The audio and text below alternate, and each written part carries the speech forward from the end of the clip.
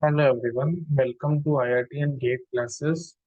This is lecture 4 on operating system, and in this lecture we are going to start our new chapter, that is process management. We have covered our first chapter, that was introduction to operating system, and now we are jumping to second chapter of operating system, that is process management. It is one of the very important chapter. Okay, and it carries around 3 to 4 marks in GATE exam. Look at the weightage. It is a very huge chapter and very important chapter also. Okay, so let me start it. Before starting process management, let's have a look on process. What exactly is a process? We may think that program under execution is a process, program is active, process is active entity, program is passive entity, and so on. You have heard lots and lots of definition, but actually all these definitions are wrong. A process is not merely a program under execution. Actually, it has lot of extra things. Let me jump to the next slide and show you the extra things which it has. See this process has lots of extra things. So each process has its own code section. Code section. What is code section? It is in main memory. Code of the program is stored in this section or part of process. Okay. So see, each and every process has a process address space. For example, this is your main memory. So let us suppose we have contiguous allocation. Actually, nowadays we have non-contiguous allocation. That means process can be stored in different parts of the main memory. Okay, small part in here, small part here, small part here, and so on. But so today we have non-contiguous allocation. But let us assume we have contiguous allocation. Okay, so that means this is the entire area of main memory in which process is stored. So small part of process address space is allocated for code, that is known as code section. Okay, so totally we have around 6 section of process. So section 1, section 2, section 3, and so on. So we have total 6 sections. First section is code section. So code section is, you can say, in main memory, code of the program is stored in this section or part of process. Okay, so you can say here code of process is stored. Okay, code of the program. Actually, see, we have written a program, and when program is going to be executed, then it becomes a process. Okay, so the program, if we have written a program, then we have to store the code of the program also, na? So the code of the program is stored in code section. That's it. Okay, data section. Data section, see, we have defined some variables in our program, like we have defined integer x, float y, and so on. So we have defined some variables, and for all these variables some byte memory is allocated. For example, if we assume for integer 2 byte memory is allocated, let us take example of C language, which is in our GATE syllabus and other competitive exam syllabus. So we have defined integer x. So for x, 2 byte memory is allocated. Let us assume we have 2 bytes. Float, we let us assume we have 4 bytes of memory. So where these memory will be allocated? So that memory will be allocated in data section. Okay, so data section is again a part of main memory where data of the program is stored. Okay, data means variables. Variables used in program are stored in this section or part of process. Next is stack.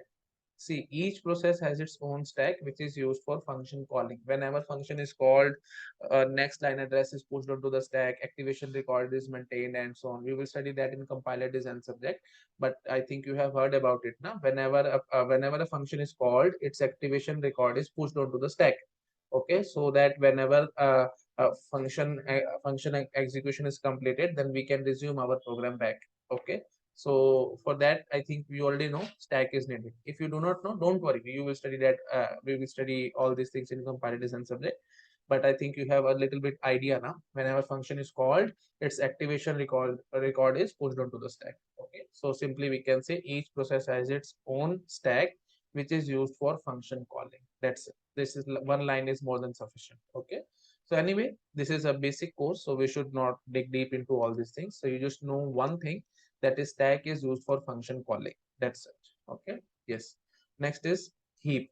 Heap is used for dynamic memory allocation, like we use malloc, calloc in C language. So memory is allocated, whenever memory is allocated dynamically means runtime. Whenever memory is allocated runtime, okay, like we use malloc, cloc functions and so on. So all these memory will be allocated in heap. Okay, so heap is another section of code, section of main memory only. Okay, so for process, this entire memory is allocated, and one of the section will be heap.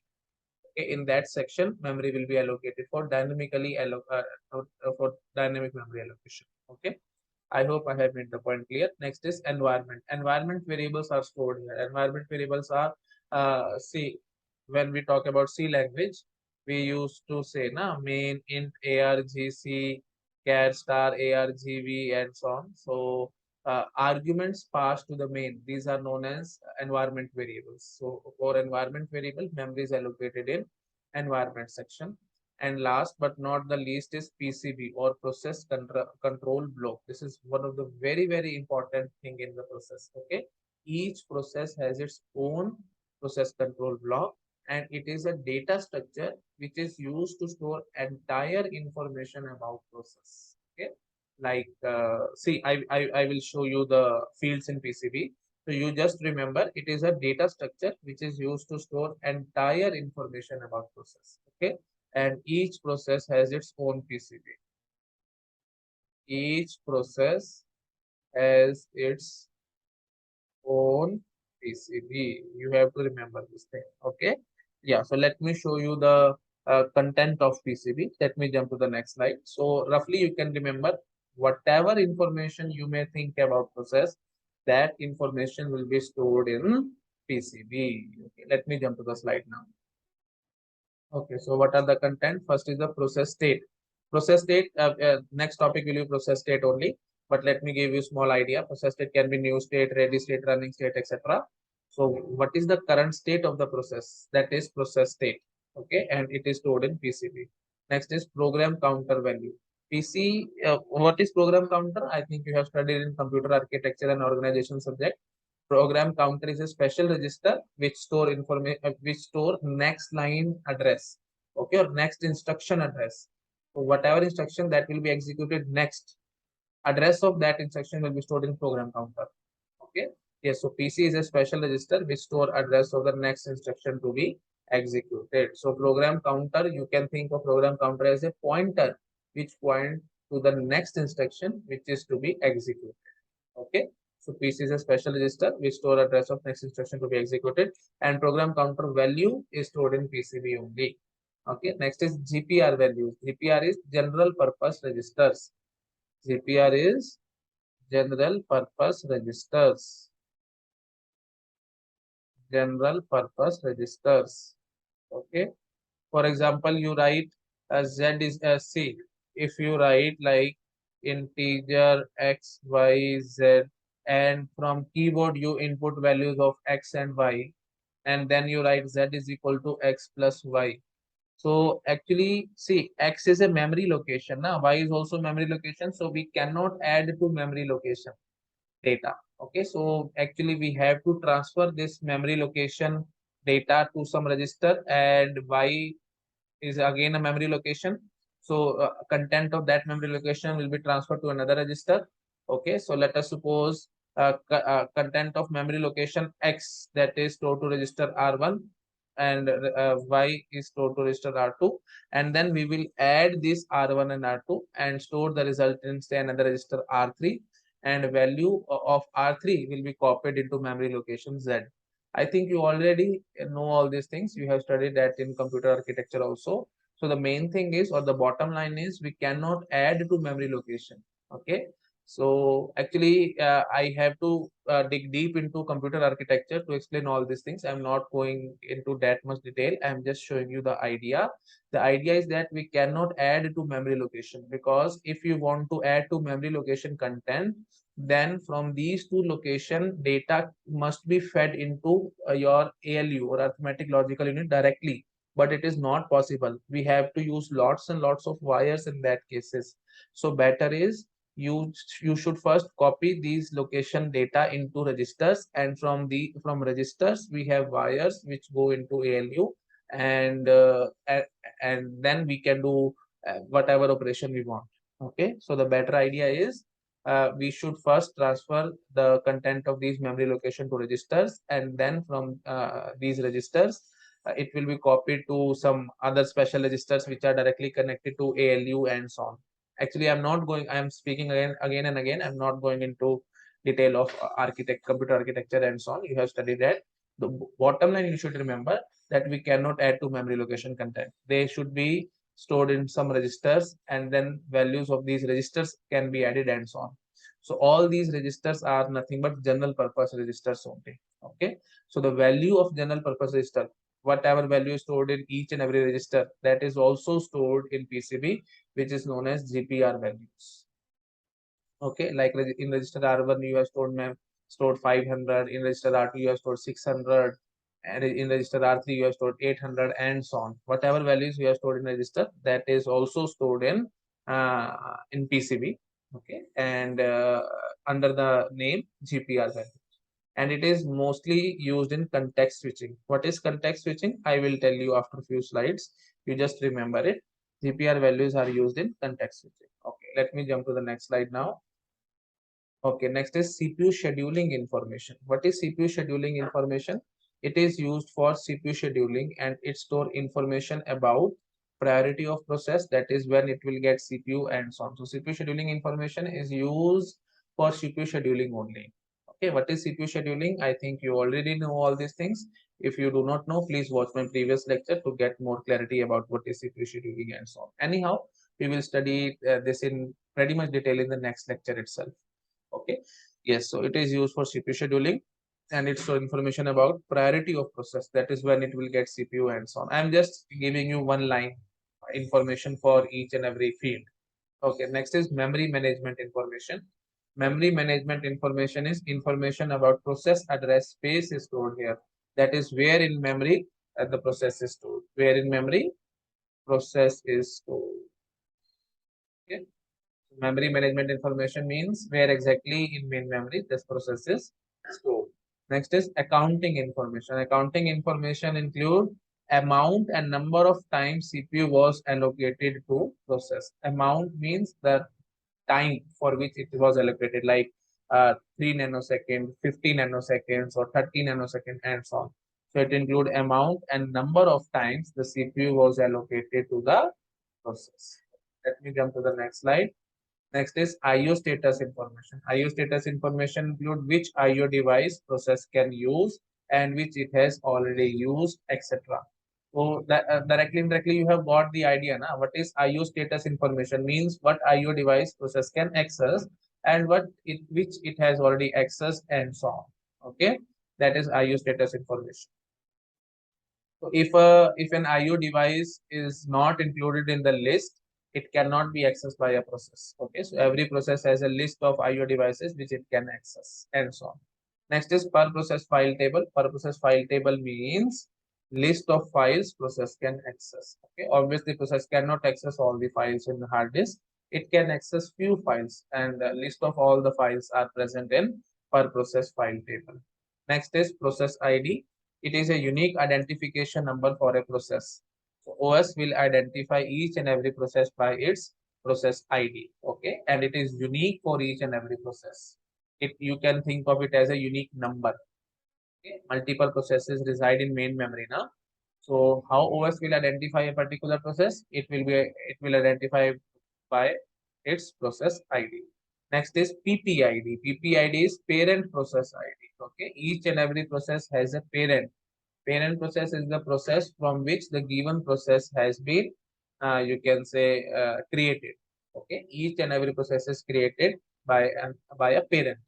Okay, so who is the parent of the given process? That is uh, stored here. Okay, parent process ID. Anyhow, I will tell you detail of all these things in subsequent lectures. Actually, if you have heard about it, then let me show you something. We use fork system call to create a process. Whenever fork system call is done, then a process is running. Okay, so it will create its clone. Okay, that is known as child process. So after doing a for system call, parent process will keep on running, as well as a new clone is created, and that clone is known as child process. which also keeps on running. So this child or parent of this child process is nothing but P only. Okay, I hope I have made the point clear. But if you are not able to understand all these things, please have some patience. After a few lectures, I will tell you detail of all these things. Okay. Yes. Please pause the video and note it down. I will jump to the next slide. Okay, so this is all about, so there are total 10 informations which are stored in PCB. Okay, so now I hope I have made the point clear to everybody. So you may think that program under execution is process. No, actually process has lots and lots of extra things. What it is having 6 different sections. First is code section where the code of the program is stored. Next is data section where variables are stored. Next is stack section where you can say each and every process has its own stack. So here it is used for function calling and so on. So stack section. Next is heap section where dynamic memory allocation is done. Next is environment where environment variables are stored like ARGC, ARGB, and last is PCB or process control block. PCB is a data structure which store entire information about process. So this is the 6th section, that is PCB. And content of PCB I have shown you: process state, program counter value, GPR values, CPU scheduling information, memory management information, accounting information, IO status information, per process file table, process ID, parent process ID. So total 10 types of informations are stored in PCB. And it entirely depends on implementation to implementation. Some operating system have some other informations also, and I am not going into all these details and so on. So it's up to you. Whatever you want, you can store, but these 10 informations are absolutely necessary. Let me jump to the next slide. Okay, so this is all about a basic introduction to process. That is what exactly is process. Now we are starting the next topic, that is states of process. Okay, in which state a process can be. So see this. So there are total 5 states. Process can be in one of these 5 states at a time. Okay. Yes. So first state is new state. After new state, process can go to ready state. From ready state, it can go to running state. And running state means your process is going to be executed. Okay. Program processes, you can say each process has a code section, and code section contain instruction. So one by one, these instructions are going to be executed. That means CPU is allocated to process and CPU is executing instruction one by one. That is running state. Okay. And by the time if process needs some IO, it can go to some waiting state. IO wait means like it wants process want to take some input from keyboard, like we use scanf function in C language program.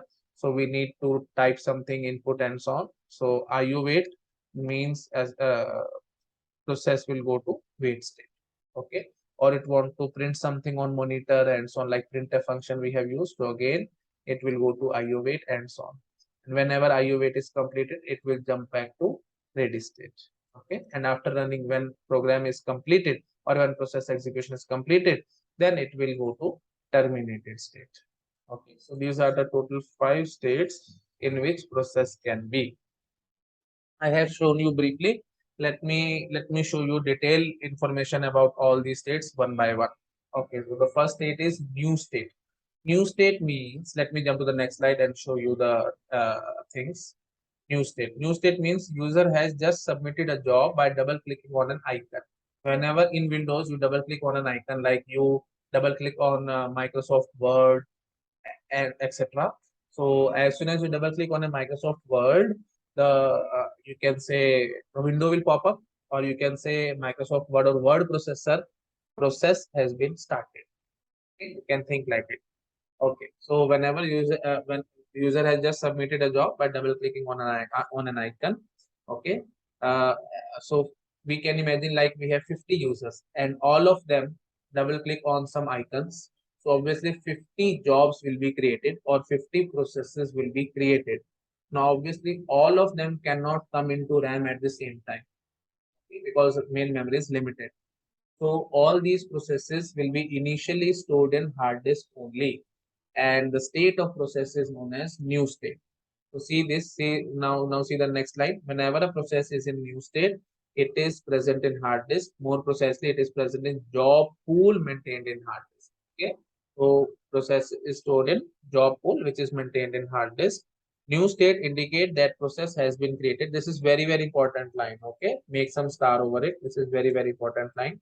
New state indicate process has been created, but not yet admitted to pool of executable processes by operating system. That means process has been created, but it cannot be executed. Why it cannot be executed? Because it is present in hard disk. And more precisely, where it is present in hard disk, it is present in job pool. Okay, job pool is an area of hard disk. You can think like it, like this. Okay, see, this is your hard disk. Small area in hard disk is known as job pool. This is job pool.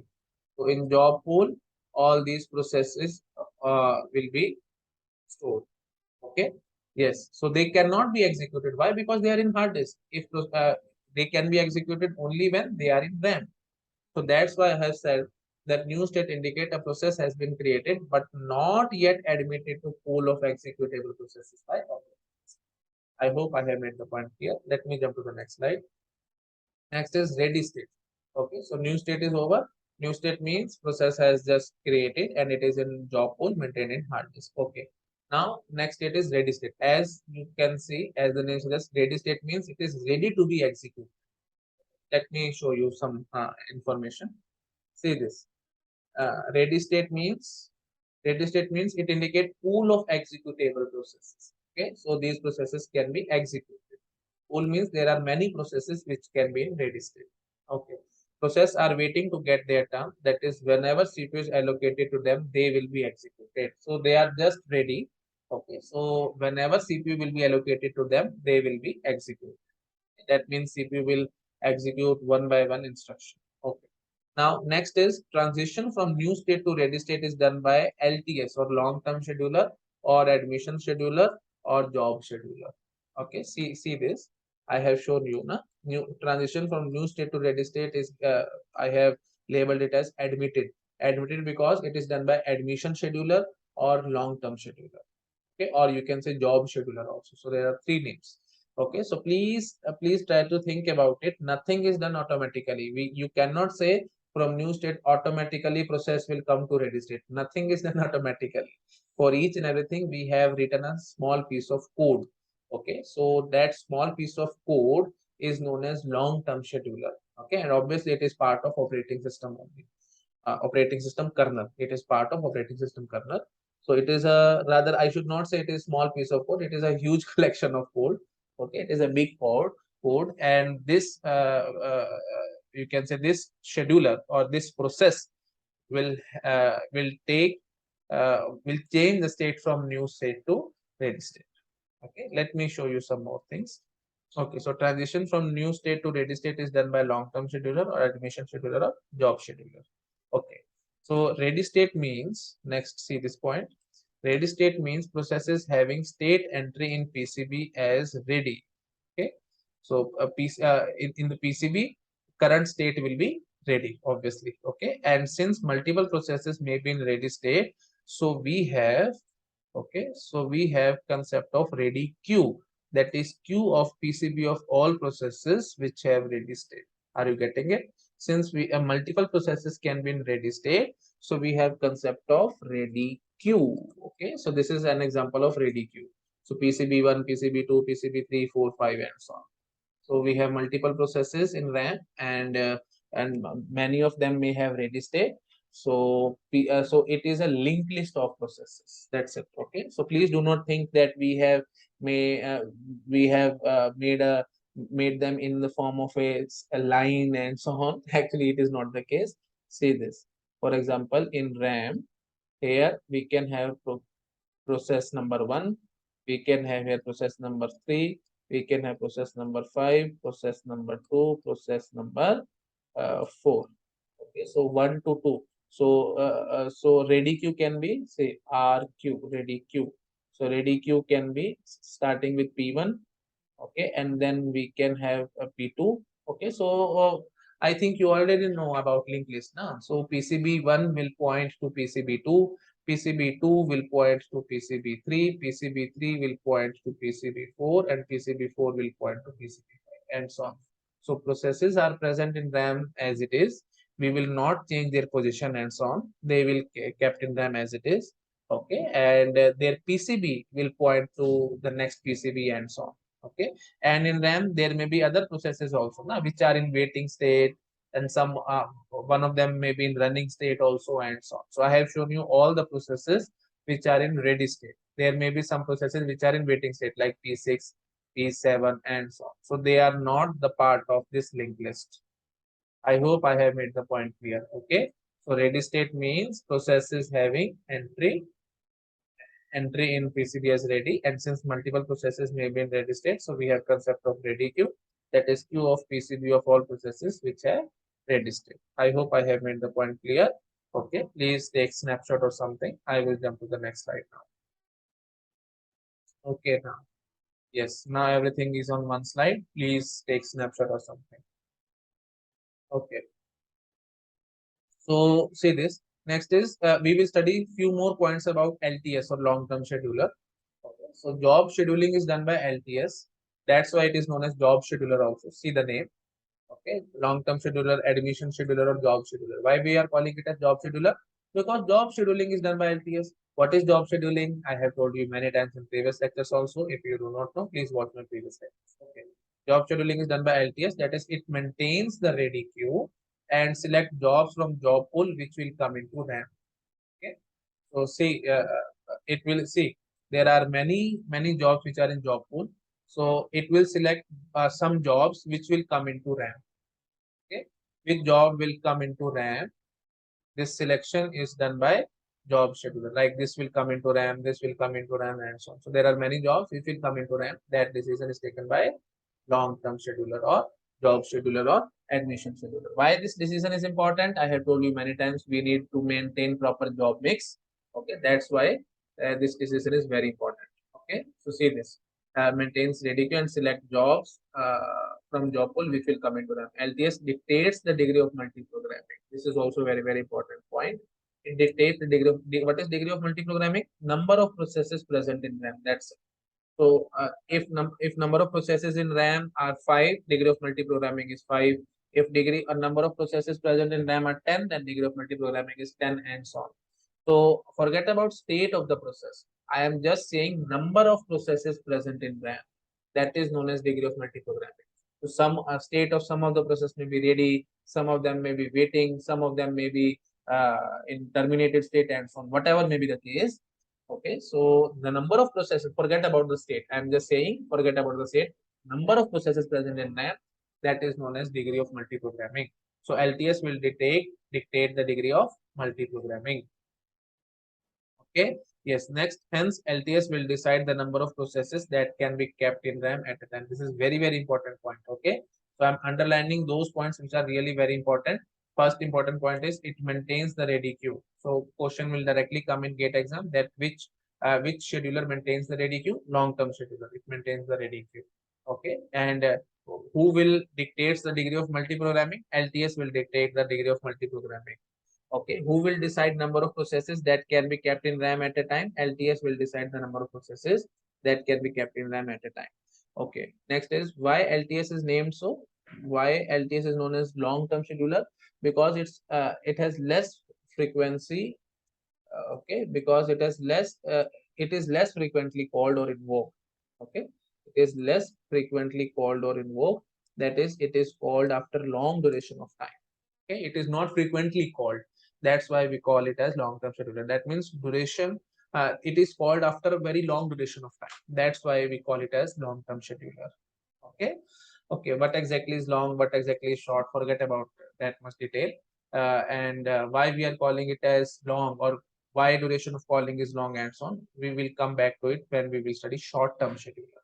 Okay. Only then I will be able to explain why it is long-term and so on. Okay. So please take snapshot of something. I will jump to the next slide. Okay. Next is why LTS is important. I have already told you LTS is important because we have to maintain proper job mix so that IU and CPU are utilized properly. Okay. When LTS is called or invoked, okay, so these are very important points. Okay, they can ask you why LTS is important, because who will maintain proper job mix? LTS will maintain proper job mix. Such type of question can be asked. Okay, now when LTS is called or invoked, okay, when LTS is called or invoked, if degree of multi-programming is constant and one of the program terminate, or sorry, we should say one of the process terminate, then LTS must be called. Okay, that is so obvious now. Whenever a process terminates, obviously it will be thrown out of RAM because it has been terminated. So why we should keep that RAM? Okay, obviously it will be thrown out of RAM. So whenever process terminates, it is thrown out of RAM. And if degree of multi-programming is constant, like we say that we need 10 processes in RAM at a time, one of the process terminates, so total 9 processes are remaining. So obviously one of the process from job pool should come into RAM so that we can maintain a constant degree of multi-programming. Okay, so if degree of multi-programming, DUM means degree of multi-programming is constant and one of the process terminates, then LTS must be called. But if degree of multi-programming is not constant and process terminates, then it may or may not be called. This is very, very important line. Okay, if degree of multi-programming is not constant and process terminates, then obviously it depends on situation, it may or may not be called. Let me jump to the next slide. Okay, you have to keep a small note. LTS is present in supercomputers. Okay, it is not present in your normal computers or microcomputers, which we use like your laptop or like your personal computer and so on. It is not present in these small computers. It is present in supercomputers. Okay, and in rest of the system, it is absent. And so now question arises, who will do the task of long-term scheduler in your normal computers or in your microcomputer?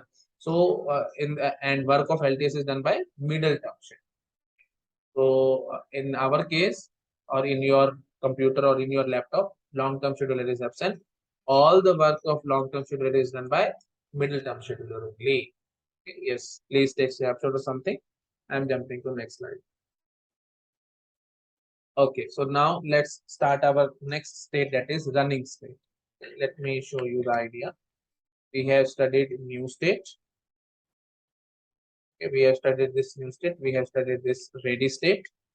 Now we are going to start the third state, that is running state. What is running state? If CPU is allocated to process, then it is in running state. Obviously, process is running means what? CPU has been allocated to a process. Okay, next line is really very, very important.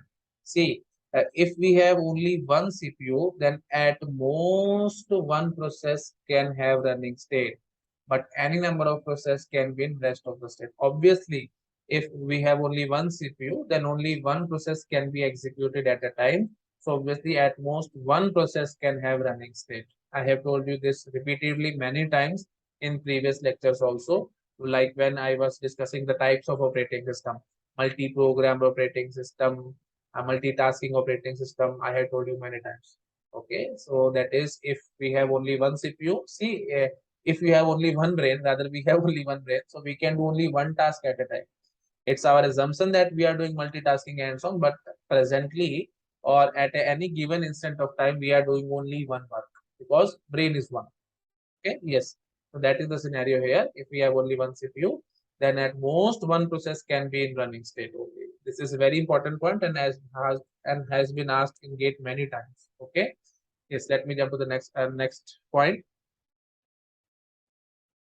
Yes, transition from ready to running state is done by short-term scheduler. This is also very, very important point. See this. I have shown now. Ready to running transition is done by scheduler. This scheduler is nothing but your STS or short-term scheduler. Okay, yes. So transition from ready to running state is done by short-term scheduler. So what STS will do?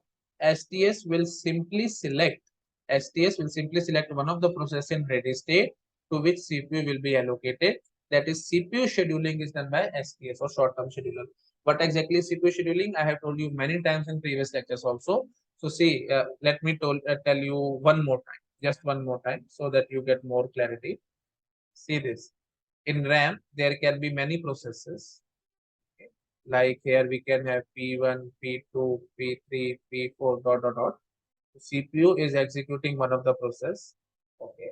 And next, who will be executed next? Like for example, P5 was executed on CPU and P5 needs some IO and so on. So it has left the CPU.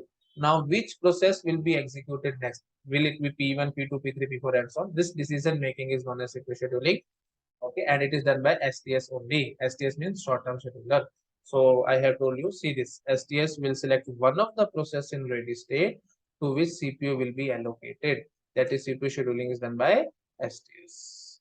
Please pause the video, note it down. I will jump to the next slide.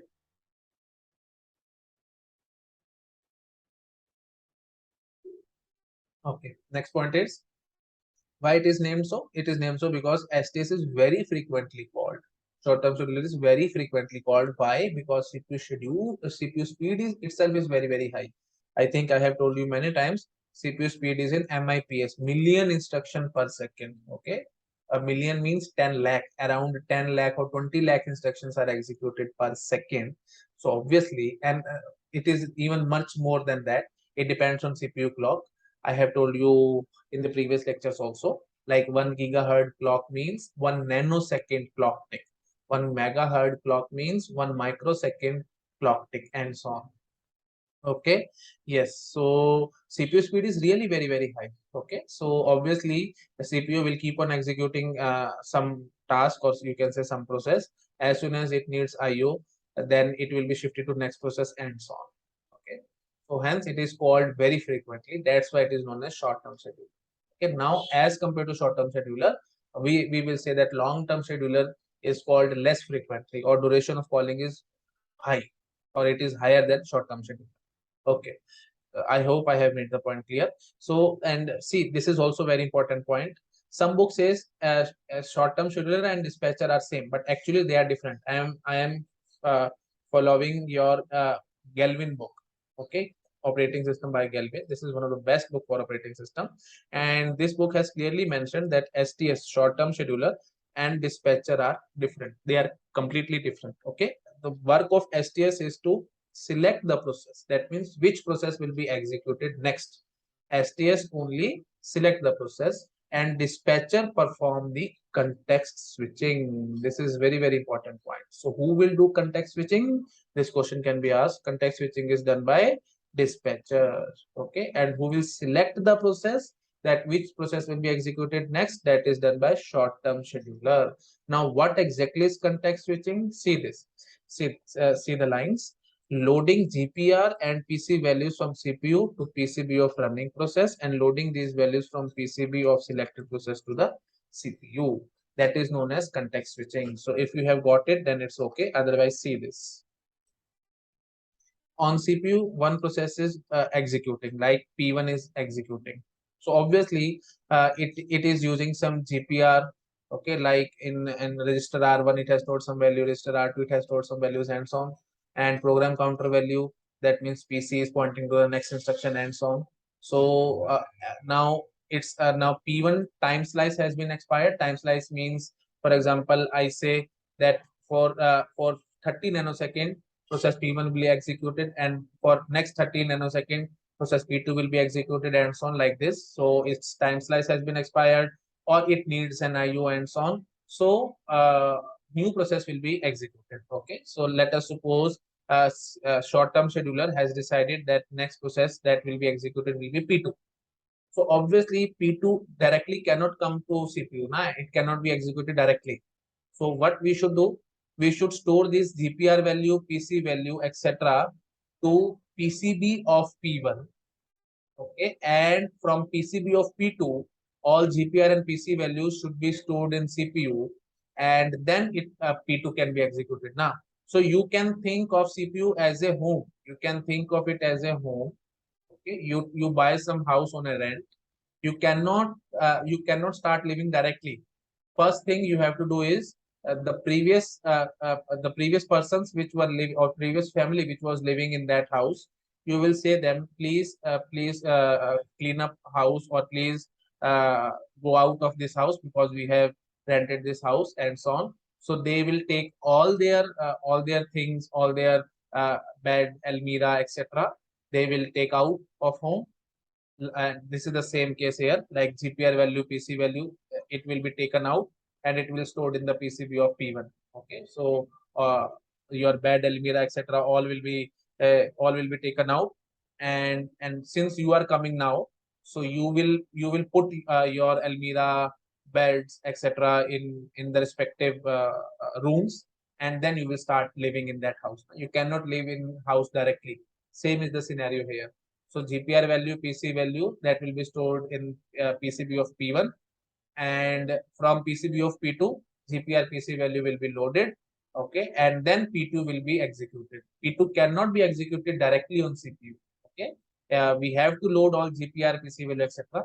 Only then it can be executed. Okay, similarly, P1 cannot be thrown out of CPU directly. Like you cannot say, see, I have bought this house on rent, get out of this house immediately, and so on. You cannot throw their things out of your house and so on. They will file a police case on you. Okay, so you will say politely, now please go out of this house. We want to live here. We have bought this house on rent and so on. So they will take out all their things and so on, and then you will start living and so on. Okay, so 2-3 days time will be taken approximately from you also, and they will also take some time and so on. And obviously, for that duration of time, you will not pay the rent. You will say, see, the previous family was taking their you can say things out, and I was putting my things in the house and so on. So obviously I have wasted 3-4 days in that, so please do not count the rent of for that duration and so on. Same is the scenario here. Okay, so obviously this is completely wastage of time. There is no fruitful work is done at this time, because there is nothing is fruitful is done now, because you are simply, dispatcher is doing what? Simply dispatcher is taking GPR and PC values, etc. Out and stored in PCB of P1, and it is taking GPR and PC value, etc. of from PCB of P2, and it is storing in the CPU and so on. Obviously, no fruitful work is done. Okay. Yes, I hope I have made the point clear. Yes. So context switching is done by dispatcher. So what it is doing now, see the line: loading GPR and PC values from CPU to PCB of running process, and loading these values from PCB of selected process to the CPU. That is context switching. Let me jump to the next slide now. Okay, so see this, I have already told you, context switching is complete overhead on the system, as no fruitful work is done. Like you will not pay rent for 3-4 days now, because other party and you were exchanging the things and so on. Okay, yes, the word context in context switching means the entire information about process which is needed to resume the process execution if it is stopped in the middle. Hence, entire information stored in PCB is called context, like GPR values, process state, main memory information, etc. Okay, so this is very important point. So what exactly is context in context switching? What do you mean by context? Context is the entire information. See this, context is the entire information about process which is needed to resume the process execution if it is stopped in the middle. So if a process is stopped in the middle, what information is needed to resume it? That entire information is known as context. Okay, hence entire information stored in PCB is known as context, like GPR value, process state, main memory information, etc. Okay. Yes, let me jump to the next slide now. Please take snapshot or something. I will jump to the next slide. Okay. So there is a small note. It is saying that in case of preemptive scheduling, we can have transition from running to ready state. But in case of non-preemptive scheduling, this transition is missing. But what I am talking about, see this. See, this has been asked in GATE exam. Okay, please try to follow it. So from running to ready, I have used here word interrupt. Interrupt means like that preemptive scheduling. Preemptive means, see, actually CPU scheduling is of two types: preemptive and non-preemptive. Preemptive means CPU will be snatched from the process. It hardly matters it has been completed or not. It will be snatched once its time slice has been expired, or another more priority process enters into the ready state and so on. See, if higher priority process enters the ready state and less priority process is in running state, so obviously CPU will be snatched from that process and it will be given to the higher priority process. If we have say preemptive priority scheduling algorithm, or if we have round robin scheduling like time slice expired, so it hardly matters whether the process was completed or not. CPU will be snatched from it and it will be given to the next process and so on. So if a process is running and its time slice has been expired, so what do you think where it will go? So obviously it will go to the ready state. Now it will not go to the waiting state because it is not waiting for something. Waiting state means it is waiting for some IO or something. It is not waiting for input output or something. It is simply we have snatched the CPU from it, but as soon as CPU will be given to it, it will start again running. So obviously it will go to what? Ready state, because ready state means process is ready and it is waiting for CPU only. If process is waiting for CPU, then it is in ready state. If process is waiting for some IO device or something, it will be in the waiting state. Please try to follow it. You will get confused. Waiting for CPU. Waiting for CPU. It means state will be ready. Waiting for some IO. It means state will be waiting. Are you getting it? Please try to follow it. Okay. So now see process was in running state and its time slice has been expired. Now again it will keep on waiting for CPU. Now as soon as CPU will be allocated, it will keep on running. So hence it will go to ready state. So transition from running to ready state, it is possible only in case of preemptive scheduling. In case of non-preemptive scheduling means CPU will not be snatched from the process. That means process will voluntarily release the CPU. Voluntarily means according to its own will, it will release the CPU. Like process goes to IO wait and so on, then CPU will be, obviously it will release the CPU and then new process will be executed and so on. So CPU scheduling is of two types, preemptive and non-preemptive. Anyhow, if you are able to follow it, it's okay. Otherwise, I will tell you in detail about preemptive and non-preemptive in subsequent lectures only. Rather, in the next lecture itself, we will study about preemptive and non-preemptive scheduling. So the main idea here is, please try to focus here. If we have preemptive scheduling, then from running to ready state, we have a transition. Otherwise, or in case of non-preemptive scheduling, there is no transition from running to ready. This question has been asked in GATE many times. That's why I have spent a lot of time in explaining all these things. Okay. So from running to ready state, if we have a transition from running to ready state, that means what? It is a preemptive scheduling. And if there is no transition from running to ready state, that means it is non-preemptive scheduling algorithm. Okay. I hope I have made the point clear to everyone. Okay. Let me jump to the next slide now. Yes, so this was the point which I have told you. In case of preemptive scheduling, we can have transition from running to ready state, but in case of non-preemptive scheduling, this transition is missing. Okay. Next is very important question. When STS is called or when short-term scheduler is called. See this. Whenever a process is terminated, short-term scheduler will be called because we have to select a new process which will be executed. Okay. So the idea is, see this, in one line I can say, whenever a new code is executed, STS will be called. Okay. So for example, a process terminates. Whenever a process terminates, obviously STS will be called. Okay. Next, whenever process goes to waiting state, CPU will be idle.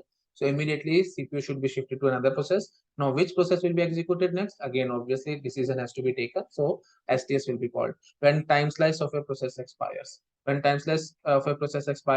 then it will come from running to ready state. And again, we have to think about which process will be executed next. So again, STS will be called. Whenever interrupt wrap signal or system call is done, again STS will be called. Okay. So see, whenever a small piece of code, whenever a new code is executed, STS will be called. Okay. Whenever a transition is done from new state to ready state, obviously a high priority process may come in ready state. So immediately STS will be called and CPU will be given to that process. So again, STS will be called. Whenever waiting to ready state, a new process comes. Whenever a process comes from waiting to ready state, again STS will be called. For example, same scenario, like high priority process was in waiting state and it has just completed IO and it come back to ready state. So immediately CPU should be given to that process now because its priority was very high. So hence STS will be called. So these are the 6 reasons when STS will be called. Okay. Yes. So process terminated means you can in case of CPU scheduling state transition diagram, you can think of it. See, this was the state transition diagram. Okay, this was the state transition diagram. So according to this diagram, let me show you the things. Whenever a process is terminated, that means from running state to terminated state. Whenever a transition is done from ready to terminated, STS will be called. Process goes to wait state. So from running it has jumped to wait state. Immediately STS will be called. When time slice of process expire, time slice of process expire means from running to ready state. Okay. Whenever a transition is done from running to ready state, STS will be called. Whenever interrupt wrap signal or system call is done, again STS will be called. Whenever new to ready you have done it, wait to ready we have done it. Okay. So sometimes from this state transition diagram, let me show you. Okay, please take snapshot or something. Yes. Let me jump to the previous slide. See this, sometimes they can ask question like which transition is possible and which is not possible. So you have to remember this diagram really properly. You have to remember it. Okay. So sometimes they may ask from waiting to running state, transition can be done or not. No, there is no transition from waiting to running state. Process cannot jump from waiting to running state directly. CPU is not waiting for you only. It will jump to the ready state. From ready state, it will jump to the running state. Okay. So we cannot have transition from waiting to running state. That is one of the important points which you should remember. Okay. Yes, from ready to waiting state, again there is no wait, there is no transition from ready to waiting state. Okay, like this they can ask many questions. From terminated to running state, there is no transition. Obviously you can think of it. From ready to new state, there is no transition, and so on. I hope I have made the point clear to everybody. Let me jump to the next slide now.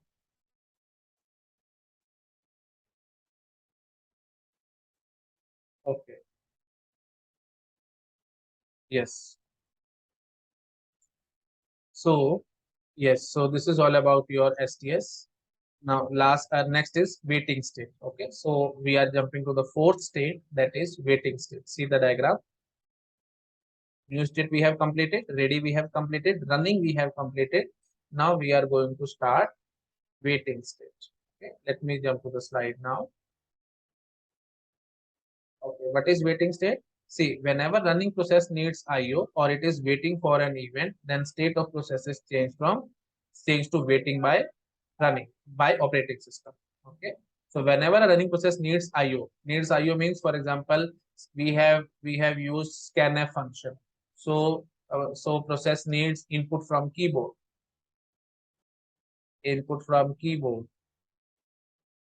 or we have done printf function. So printf function means we want output on monitor. Okay, so obviously in that scenario process will go to IO wait.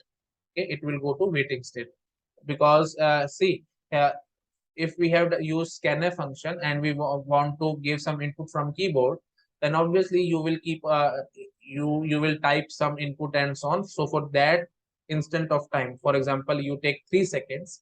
So for 3 seconds, if CPU was idle, then obviously we have done indirectly loss of millions of instructions, because CPU can execute millions of instructions per second, and for 3-4 seconds you have blocked the CPU. That is not a good idea. So immediately CPU will be shifted to another job. Okay, that means the state of the current process will be changed from running to waiting state. Okay, this is what we have said here. Whenever a running process needs IO or IO, it will the state of process will change to waiting state by operating system, or it is waiting for an event. Okay, waiting for an event. What kind of event? For example, I will tell you some events, etc., in subsequent lecture, but let me tell you. See, process may wait for its child process to terminate. Okay? So whenever a parent process, in some system call, we will study all these things. Okay, so parent process will go to wait state,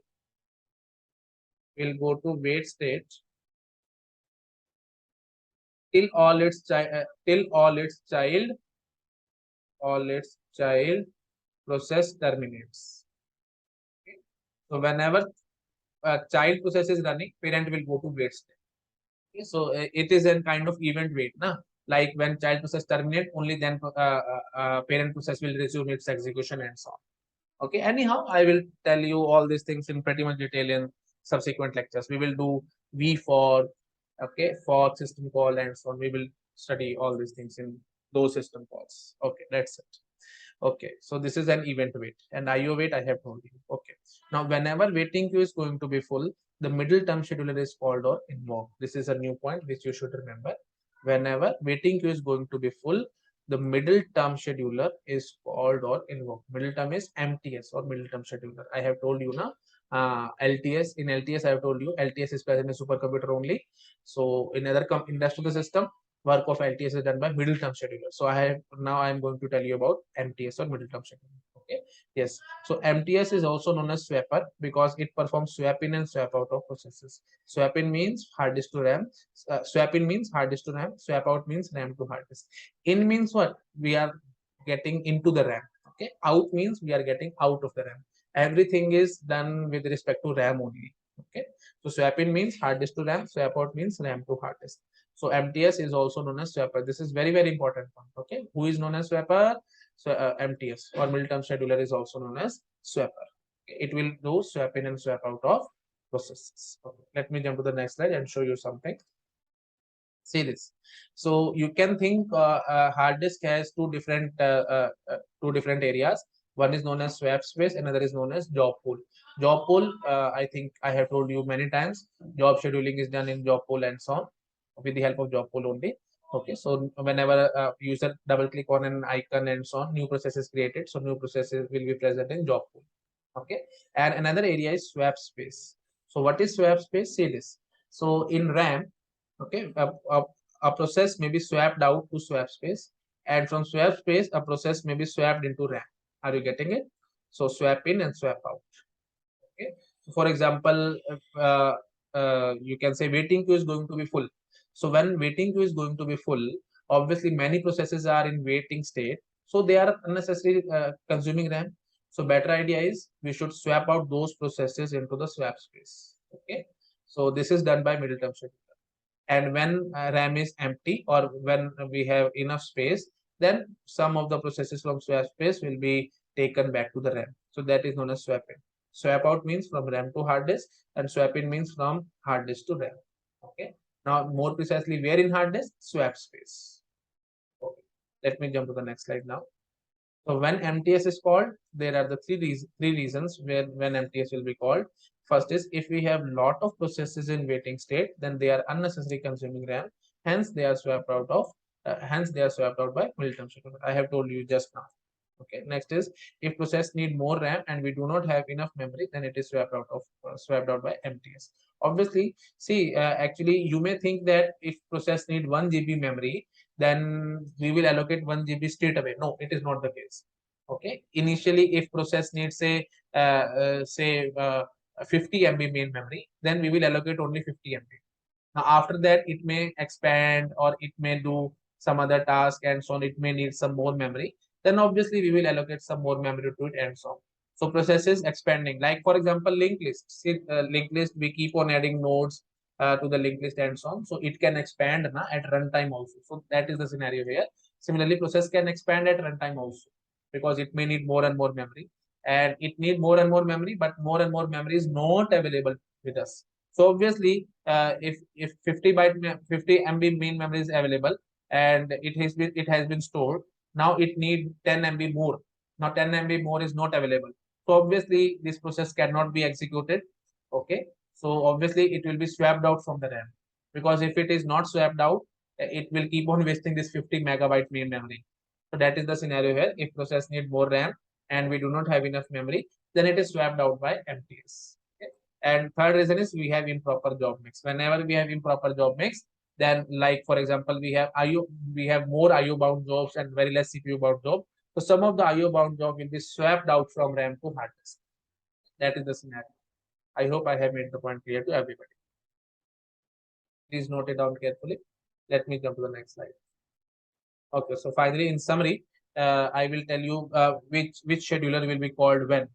Okay, let me show you some questions. Okay, so the first question is whenever a new code is executed. See this, I have told you many times, whenever a new code is executed, STS will be called. Okay, please pause the video and try to answer this question yourself, then see my answer. Whenever new code is executed, immediately short-term scheduler will be called.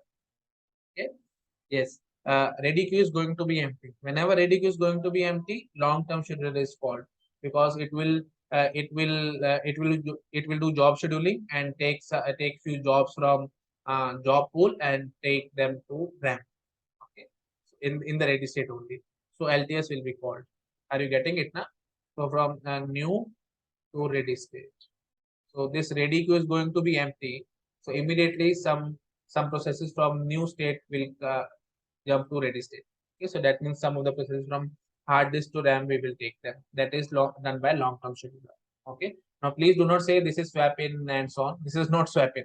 Uh, Whenever process is executed, okay, small piece of code is already executed, then it will be swapped out or it will be swapped into the main memory. New to ready means it has not been executed till now. It is going to be executed first time.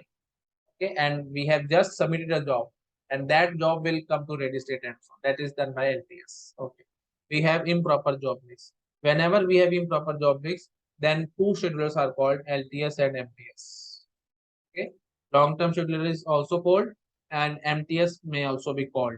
Okay, so LTS, what LTS will do, it will bring more and more processes from a new state to ready state. Okay, so it will take more and more processes from hard disk to RAM. Okay, and particularly from where hard disk? From job pool. From job pool to RAM. LTS, it will do all these things. And what MTS will do? MTS will swap out processes from ready to you can say MTS. What MTS will do? MTS will swap out processes. That is more than sufficient. Swap out processes. It will swap out processes from ready state to, you can say, hard disk. Okay, and more precisely where? Swap space.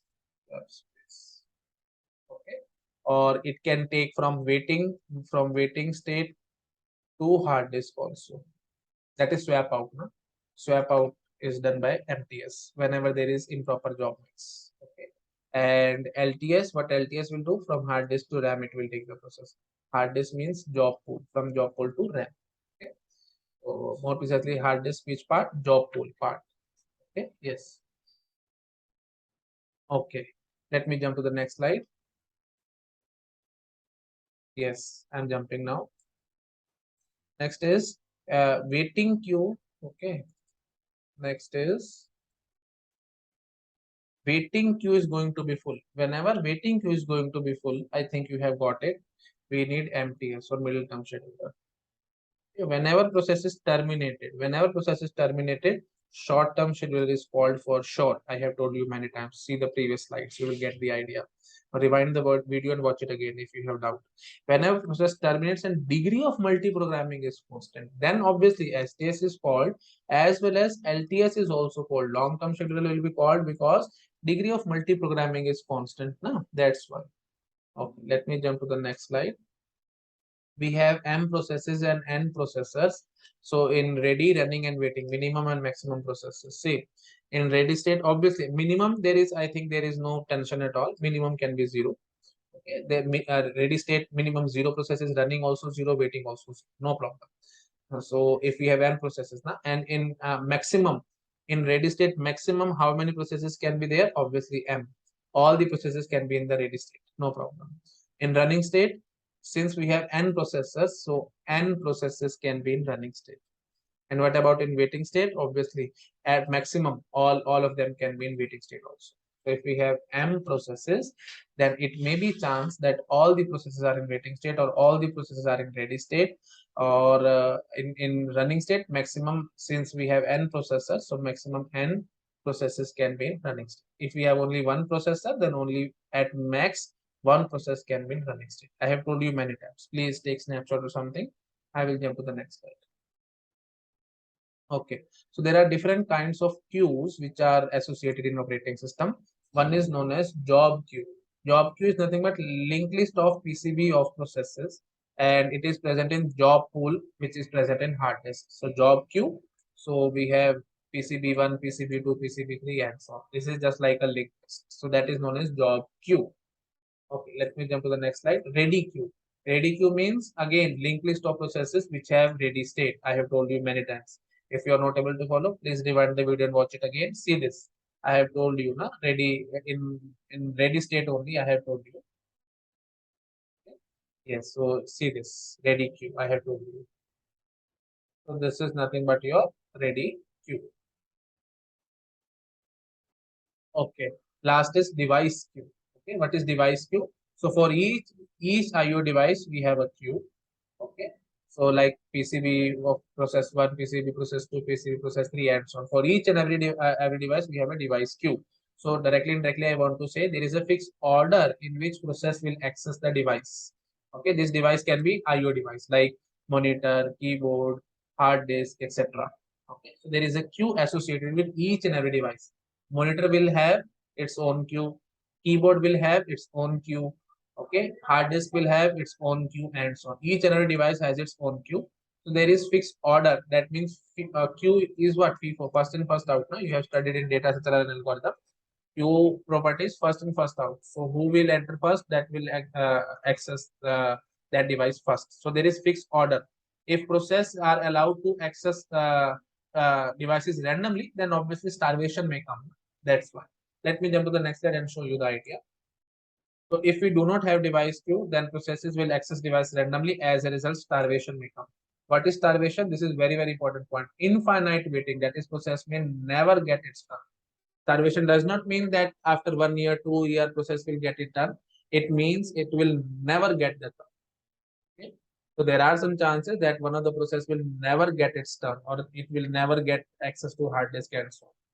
So that's why randomness is not a good idea. Each and every process, so there should be some order in which process should access devices. Okay? That's it. Okay, so that's it. This is all about your fourth lecture. So in the next lecture, we will study detailed study of short-term scheduler. That means we will study your CPU scheduling algorithms. Okay, that is very, very important. Many times numerical have been asked from that topic. Okay, then. Thank you so much. Bye bye.